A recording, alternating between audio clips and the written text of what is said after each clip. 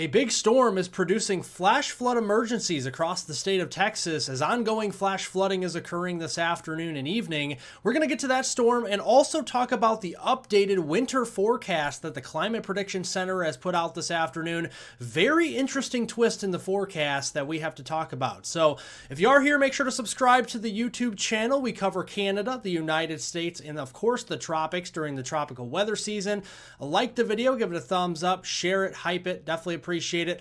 Also, what I've just launched a day or two ago was my new Facebook page. Make sure to follow me on Facebook for more rapid fire updates on the weather pattern across North America, including much of the United States as well. We're going to be providing you that service there on Facebook as well. So follow along, and the link will be in the description down below the video. So hopefully everybody's having a wonderful Thursday, wonderful week out there so far. And here's our big storm, right? We're seeing a lot of moisture moving through Texas, including flash flood warnings and even a flash flood emergency for Menard, Texas this afternoon, where 6 to 12 inches of rainfall came down in a short amount of time. And this was actually causing flash flooding in the city of Menard. So our thoughts and prayers are going down to our friends down here in Texas with all the flash flooding. And as we go through the rest of tonight, that heavy rainfall will continue in earnest across the state of Texas there, especially from central Texas up into north and northeastern Texas, and then more of that rain overspreading the central plains and over here towards St. Louis as we go into Friday morning. And then going into the day on Friday, it's going to be more unsettled from the Ohio River Valley down here into the Tennessee Valley, parts of the southeast, with more showers and thunderstorms ongoing throughout the day on Friday. Heading into the weekend, we're going to be seeing a little bit of a drier trend in the east, but another cutoff low pressure system will be bringing some rainfall to our friends in Arizona as we go into Saturday evening. Additional rainfall is on the way. Unfortunately, though, that is for same areas that have seen ongoing flash flooding. We could have a couple more inches of rain there, including the Menard area in Texas that has seen the flash flooding. Another couple of inches up here into Arkansas, Missouri, Kansas, southern Illinois, and then stretching eastward into Kentucky and Tennessee and parts of the southeast as we go through the rest of this weekend. Very dry to the north, so the Dakotas, Montana, Wyoming, Minnesota, Iowa, northern Illinois, Wisconsin, and Michigan for the most part, all those states to the north will remain pretty dry through the weekend. And looking at the snowfall, a lot of warmer air here as you walk outdoors. Yes, it's chilly, I understand, for late November, but I mean, for snow, we don't have a lot of it here, except for out west, southern Rockies, into the Sierras. Otherwise, the main storm track for snow is mainly up to the north there, either British Columbia or eastern Canada there into Quebec. That is about it. Now, the reason for that is because of these temperatures, right? We're seeing those really warm temperatures continuing today, more record-breaking heat down near the Gulf Coast, southeast here over the next few days. Here's Friday for tomorrow, well above normal. Heading into the weekend, we're going to see a lot of orange on the map here, and again, that is well above normal temperatures, so more record-breaking temperatures. And these are some long-standing records, folks. I think these are some 50, 75-year-old records that are being shattered. So it's not like it's just slightly warmer than normal. It's well above normal with our temperatures straight through this weekend.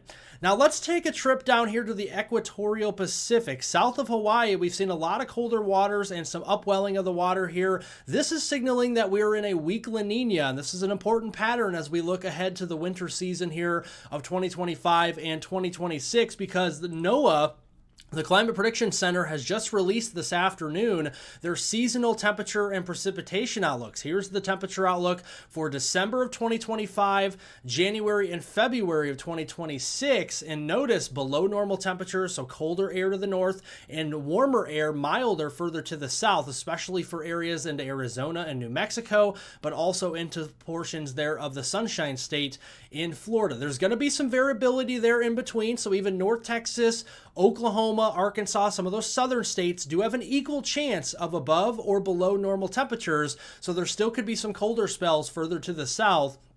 We look at the updated precipitation outlook from the Climate Prediction Center. Very active, very wet up there into Montana and much of the northern Rockies, into portions there of the Ohio Valley, stretching up into the Great Lakes. Very active. I think there's going to be a couple different storm tracks. The one up there toward Montana is mainly going to be a northwesterly flow storm track, so Alberta Clippers coming down from Canada. The other one over there in the Ohio Valley and the Great Lakes, that one is going to be more of a storm track bringing significant winter storms. That could be ice storms, that could be snowstorms, or some rain systems with severe weather at times, kind of more variability further to the east, and then drier to the south, especially the southeast.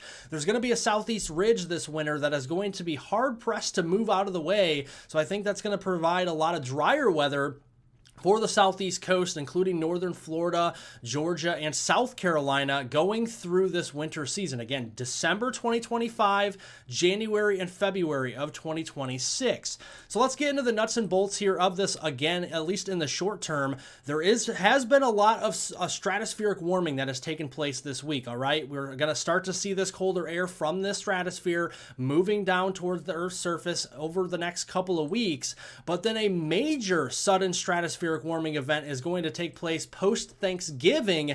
This one happens every 2 to 3 years on average, and this one could be more potent as we go into later December. So let's look here at the last week of November, or what we call Thanksgiving week, and notice we got a lot of ridging building here across Alaska and Western Canada, all the way to the Arctic Circle. And typically when you see that, you're going to see colder air dumping southwards, getting dislodged from the North Pole and the Arctic Circle, and that is going to send cross-polar flow down into the northern U.S. Now, with a couple caveats here, we have a ridge across the west, especially a little bit with a neutral to positive PNA. We also have a more ridging starting to build over the southeast, like we mentioned in that winter update that the Climate Prediction Center showed. That is going to be already setting up for late November, keeping you a little warmer down there. So as we go into next week here for Thanksgiving week, it's going to start mild, but I think we're going to trend colder as a bigger storm system is going to center across the middle of the country and move eastward as we go through Thanksgiving week. And behind that storm, we're going to be seeing some Arctic air. Now, this is from our first stratospheric warming event that's taking place this week. That will dislodge colder air as we go here into Thanksgiving week and leading up to December 1st. Also going to be a very active pattern. Like I mentioned, a big storm system likely to move across the middle of the country. Notice a lot of green on here. That's showing above normal precipitation, and you can see that here. The European model is showing a bigger storm as we go into early next week. Now, a lot of this in green, that's rain, but there is a snow side to this, and where that sets up is still yet to be determined, but there will be some cold air to work with here across the upper Midwest, so perhaps we see some snow in Minneapolis, St. Paul, maybe wraparound snow in Des Moines, La Crosse, Duluth, those areas up there to the north, and more rain, severe weather prospects, more flooding prospects further to the south through the middle of next week for Thanksgiving. And then after Thanksgiving, we get more of that northwesterly flow, and the colder air, the Arctic air, is dry air, right? So we start to dry up a little bit, but more Alberta Clippers coming down will again feed off of areas of Montana into Wyoming, across the Dakotas, and into the upper Midwest, bringing more snowflakes to our friends to the north. Looking at the GFS model, very similar. We got a big storm system as we go into Thanksgiving week. Again, early on, it has the snow a little bit further north than the European model here. The European model had it more into Minnesota and Iowa and Wisconsin. The GFS, the American guidance, is more north into Canada, so more into Saskatchewan, Manitoba, with some wraparound moisture there with snow into the Dakotas, maybe Minnesota late, but then the GFS does something weird. It has a subtropical jet feature here, and it produces another system with snow into interior New England, almost a second system coming up the East Coast. So we're going to have to fine-tune this as we get closer into next week here, but overall, the main takeaways is it's going to get wetter in the central and eastern U.S.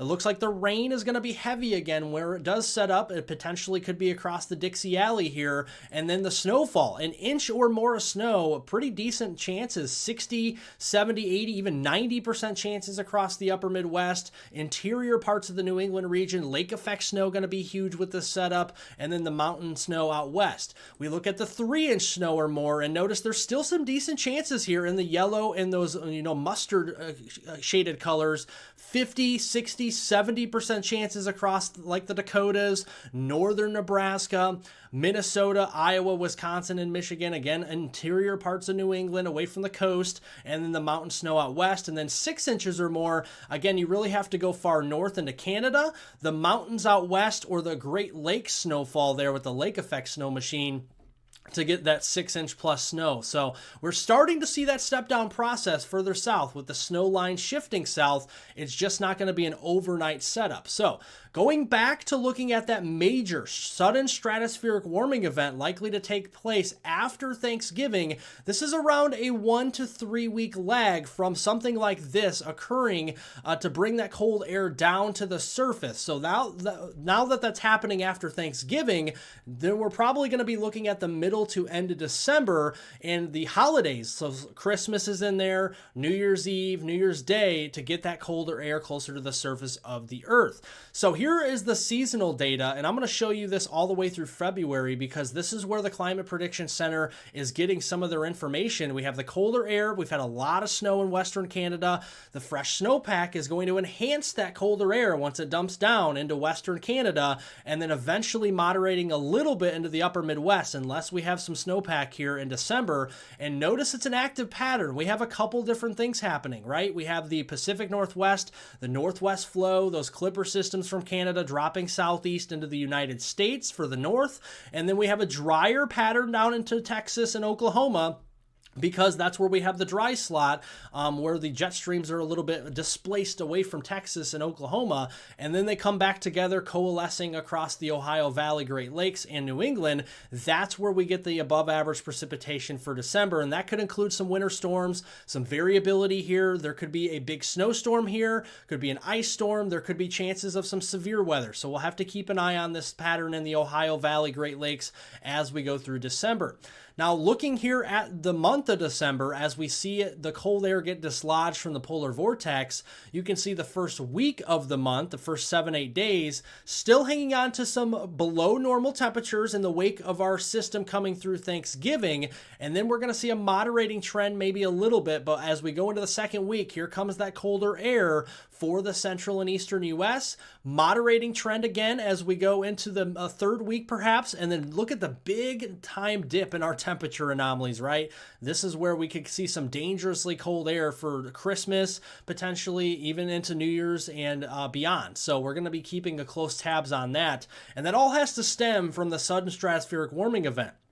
With that colder air dropping south, the snow line is going to be dropping south. So as we go through the middle of December, snow is going to be piling up further to the north at first, and then the southern states could start to get in on the fun with the cold and snow as we go into late December and perhaps into the new month of January towards New Year. And we look at January here, and not much has changed. Maybe the colder air is going to be further east. The Pacific Northwest could get a little nose of warmer air there, but I think it's going to be pretty warm in the desert Southwest and along the Gulf Coast here. Kind of a classic La Nina look in January, and kind of a mixed signal of precipitation as well, with a lot of the precip probably favored off the northwest flow clipper systems out of Alberta and Saskatchewan, Canada, into the northern tier. And then we have a little bit of a subtropical feature here to the east. And then going into February, I think there's could be a variable month, right? We could have some ups, we could have some downs, colder air potentially more so locked up there in Alaska and Western Canada, but that doesn't prevent it from moving south. I think February we could still see some colder air to the northern United States with some variability with our southeast ridge setting up. Our positive P&A off here into the desert Southwest as well. And we look at the precip again, going back to looking like December, right? We have more of the northwest flow coming down with some colder air, bringing some mountain snow. And then we have a bigger, more moisture-laden storm track for the Ohio Valley, mid-Mississippi Valley to the Great Lakes. More lake effect snow, even in February, will be possible. So when you average all 3 months out, similar to what the Climate Prediction Center's outlook did show at the beginning of this video, notice it's colder for western Canada, and then down into the northern tier of the U.S., milder across the south, especially the southwest, and then Florida. And then you see the precipitation axis, very dry in the southwest and the southeast with that southeast ridge. And then we see more northwest flow across the Pacific Northwest and upper Midwestern regions, northern plains, and then that secondary winter storm track from the mid-Mississippi Valley, Ohio Valley, New England, all the way around the Great Lakes region, and then exiting out across eastern Canada. So that is what we're looking at as we go into the winter of 2025 and 2026. Not to try and make it a boring video or anything. It was to give you information on what to expect here this winter season. I hope you did take some of that information away from this video. So if you did, make sure to subscribe to the YouTube channel. More informative, straightforward weather forecasts ahead. We cover Canada, the United States, the tropics. Like the video, share it, and hype it. Also, again, if you want more rapid fire, quick weather updates across Canada or North America in general, the United States, stuff like that, follow me on my Facebook page that I just actually did start a couple of days ago. Help me out there as well. So thank you all for watching. Thanks for the support. Have a wonderful, safe rest of your Thursday out there.